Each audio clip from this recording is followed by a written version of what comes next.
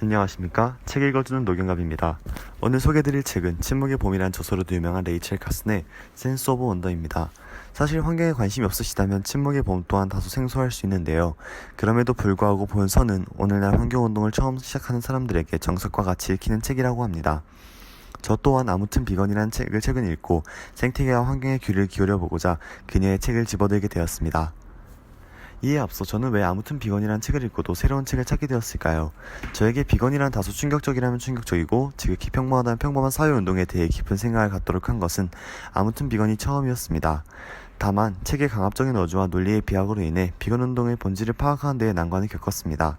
이에 저는 많은 사람들에게 깊은 감명을 주었던 저명한 환경운동가인 레첼 카슨이 자연을 바라보는 자신의 시선을 가장 잘 담았다고 알려진 센스 오브 원더를 찾아 읽게 되었습니다. 오늘 영상의 마지막에서는 센스 오브 원더를 읽고 비건 운동에 관해 박힌 저의 생각을 간단하게 전하고자 합니다. 끝까지 시청해주시면 감사하겠습니다. 먼저 책을 선택하는 과정에서 작가에 대한 관심도 빠질 수 없겠죠. 이 책을 쓴 레이첼 카슨은 환경운동가라는 명성에 걸맞게 해양생물학자입니다. 다만 조금 놀라운 점은 그녀가 당대에는 흔치 않던 여성과학자라는 점이죠. 어릴 때부터 어머니를 통해 자연과의 유대감을 쌓아온 그녀는 일평생에 맞춰 자연과 교감하며 세상을 떠나기 직전 워먼 섬 컴패니언이란 전기 간행물에 이 단편선을 투고합니다. 그녀가 일평생 동안 관심을 가지고 인생의 끝자락에서 보았던 자연의 진수는 과연 무엇일까요? 저는 이 책의 이야기를 두 개의 키워드로 정리하고 싶습니다. 바로 아이의 노련함과 부모의 미숙함입니다.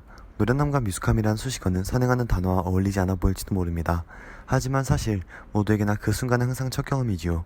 아이에게도 유년기는 그의 인생에서 첫 경험이지만 부모에게도 아이를 키운다는 것은 처음입니다. 다만 다른 점이 있다면 아이는 새로운 것에 노출되었을 때 빠른 속도로 그들을 받아들인다는 것입니다. 받아들이고 익히죠. 하지만 부모는 아이에 비해 자신의 모습을 돌아보고 때때로 잘못된 점을 반성하는 데에 덜 익숙합니다. 자신이 살아온 삶의 형태 속에 고착되기 쉽죠. 그렇기에 우리는 모두 깨지기 쉬운 존재입니다. 자연은 수많은 사람들의 삶과 죽음을 살펴왔고 어쩌면 그 답을 알고 있을지도 모릅니다.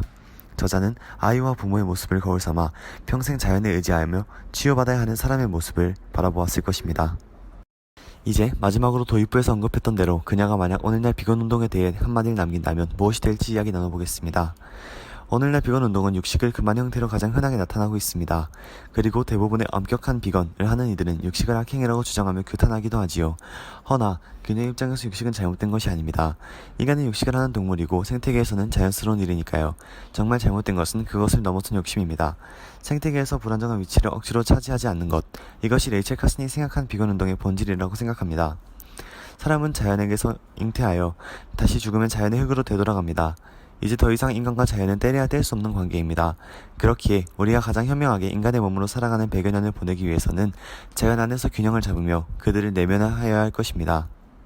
오늘은 이렇게 레이첼 카슨의 센스 오브 원더라는 책을 리뷰해보았습니다. 비록 비교적 널리 알려진 책은 아니지만 저는 이 책을 읽으면서 널찍한 자강과 자연의 사진을 통해 힐링을 할 수 있었습니다.